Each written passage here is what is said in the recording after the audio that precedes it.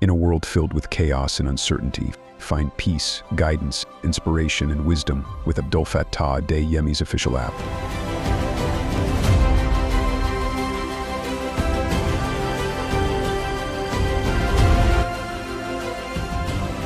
The absence of a right spouse leads to the tragedy of a wrong spouse. May Allah save us from that. The wrong spouse is not a person inherently flawed or lacking virtue, but the wrong spouse is somebody whose life script is discordant with the other person's own, meaning that this discord may manifest in myriad of ways. True goals, you just say that you don't share the same goal in life. You are not going to the same directions. You are like a tree that has grown into two branches, and these branches will never meet again. Or through personalities that mix as well as oil and water. Imagine when oil and water are mixed together in a marriage. And like we normally say, you can never bind what does not cling.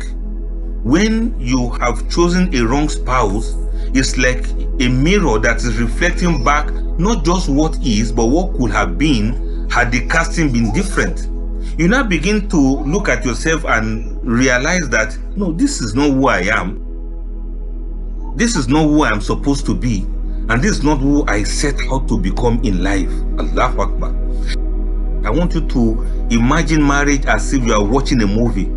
In the theater of marriage, the wrong spouse is the actor who forgets their lines. They are the wrong actors who steps out of sync with the choreography of mutual life building. They are just wrong in many ways. They don't just resonate. They don't say the right words. They don't do the right things. They don't position themselves in a way that you can resonate with them, with matters of your life, in both mundacity and matters of the hereafter in terms of spirituality. Allahu Akbar. They are the ones who, despite your best intentions, they cannot fulfill the roles they have been given because it was never theirs to play. Imagine an accidental husband. He was never ready to be married to a happy woman that you are. He was never prepared to live together with a normal human being that you are. And the other way around too. Imagine marrying an accidental wife who was never prepared to be a wife. Imagine after marriage, she's still asking whether she should cook for you. After marriage, she's still asking whether you have the right to tell her what to do. After marriage, she's still asking whether you have any say in the decisions of where she goes. That means she's not playing the role because she's not part of your movie. She's not part of your story. That is exactly what it feels to have a wrong spouse. It's a tragedy. They are the characters who, no matter how much they rehearse, they cannot seem to find their place in the story that unfolds, the story of your life. No matter how much they rehearse, no matter how much they try to pretend, they cannot pretend even to be good. Subhanallah. They can't pretend to be generous. They can't pretend to be upright. They can't pretend to be truthful. They say you fake it to make it. They can't even fake to be good. As in, let's say they are even acting their roles. Even though you are not a nice person, but you must be nice to your spouse. They can't even pretend to be nice. That is a wrong spouse. The tragedy of the wrong spouse is not their lack of trying, but it's in the fundamental misalignment of their very being with the role that they are trying to fill. It's a role that comes with a costume that never fits them, in a play that never feels quite right.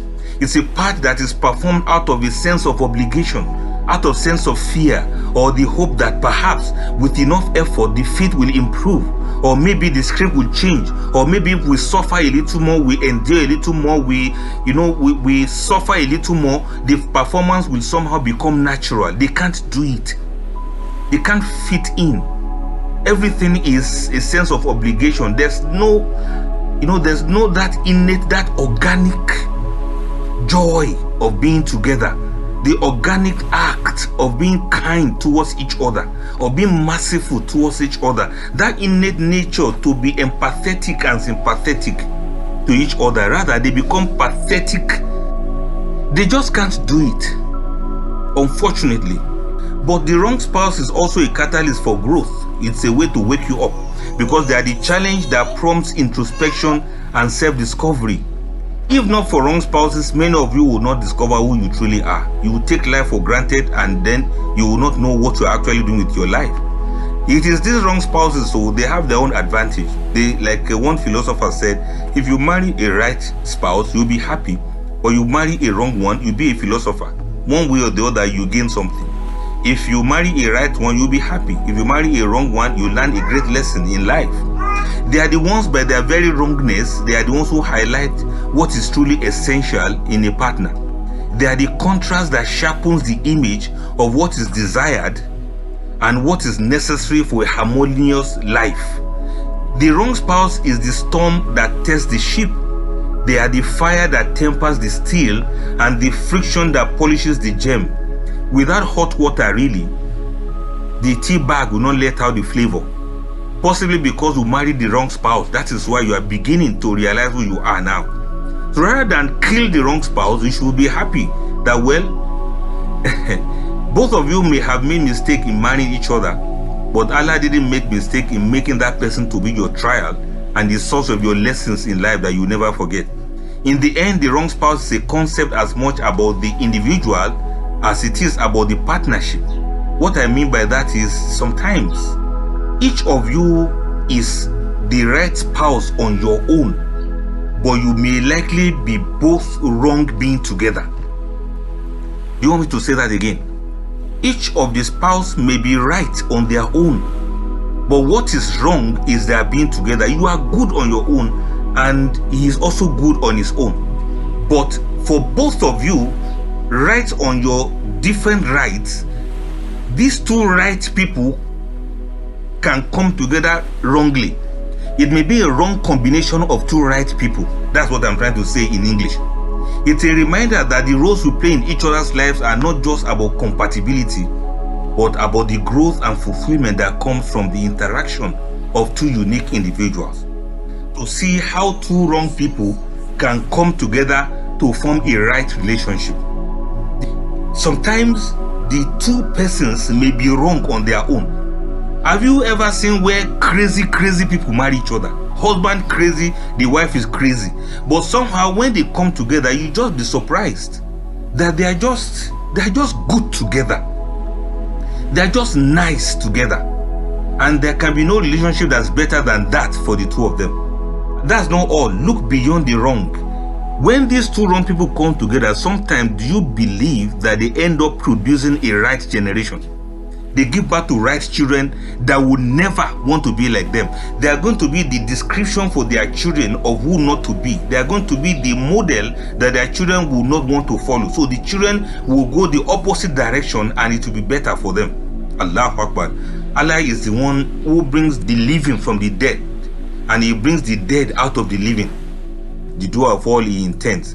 It is a testament to the fact that sometimes the wrong person can lead us to the most profound understanding of ourselves, and in that relationship we find the strength to seek out a role that fits not just well but perfectly. So in the tragedy, there's a lesson to be learned, a cautionary tale that whispers the importance of choice. It serves as a reminder that the quest for a companion should be a journey of mutual discovery, not a hasty settlement and not a blind gamble. So let us try and ensure that in as much as we avoid the tragedy of wrong spouse, we understand very well what it means to have the right spouse or to seek the right spouse. Finding the right spouse is like discovering a rare book in a big library, and each spine of the book you see holds a story, but you are searching for the one that resonates with your soul. It is like a gardener that is finding the perfect seed that will grow into a tree whose branches will provide shelter and whose roots will intertwine with theirs, creating a foundation as strong as the earth itself. It's like somebody has molded together the seeds of lime, the seeds of lemon, the seeds of orange, the seeds of other citruses. They have mixed and merged everything together, and you are trying to find which is the seed of the sweet orange and which is the seed of a bitter lemon.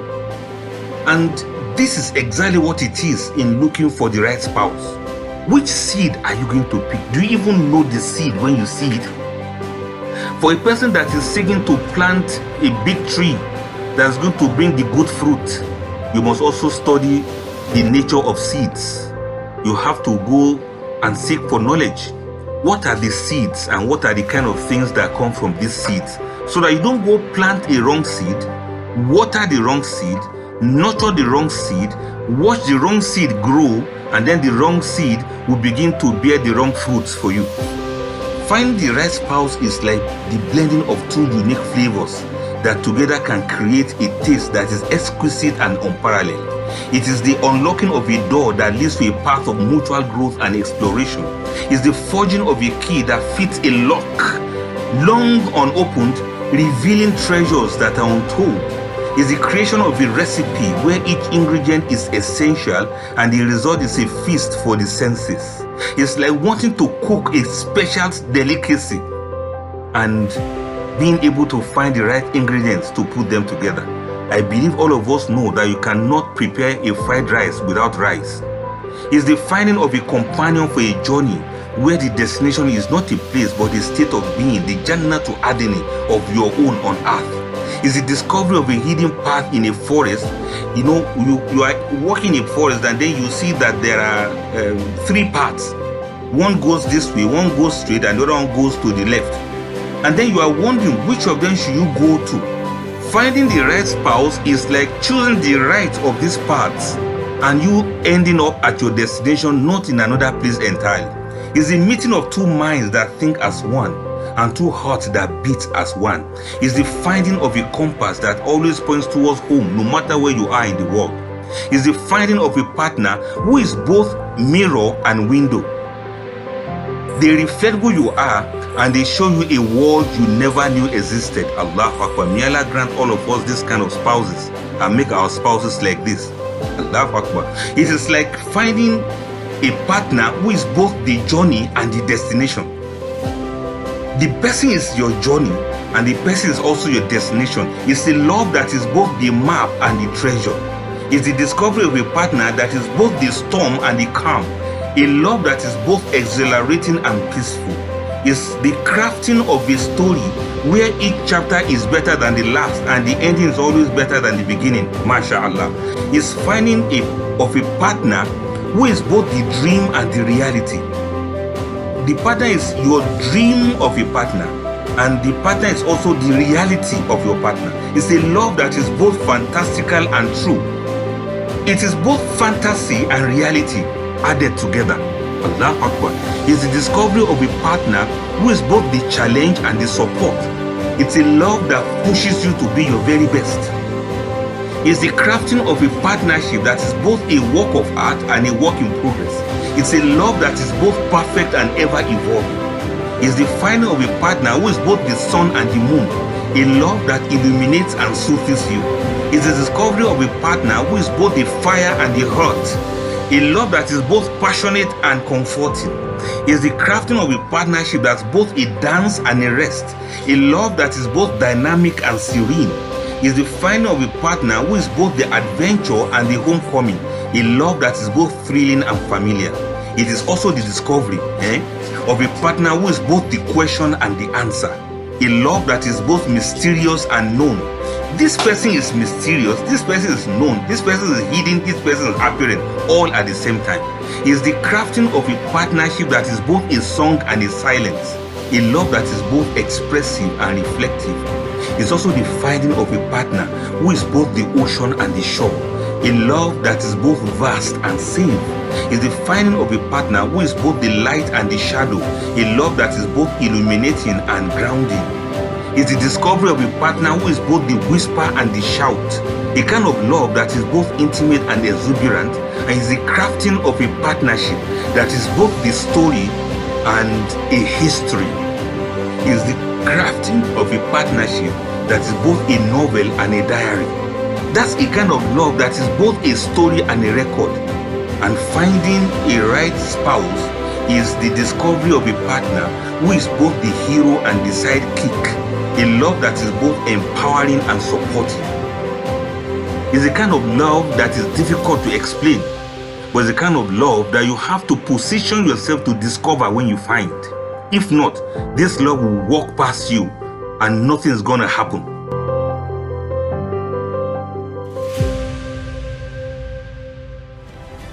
The absence of the right spouse leads to the tragedy of a wrong spouse. Download the Abdel Fattah DME app now and start your journey to a more meaningful, purpose-driven life. Available for free on the App Store and Google Play. Join the community. Transform your life. Edit your universe.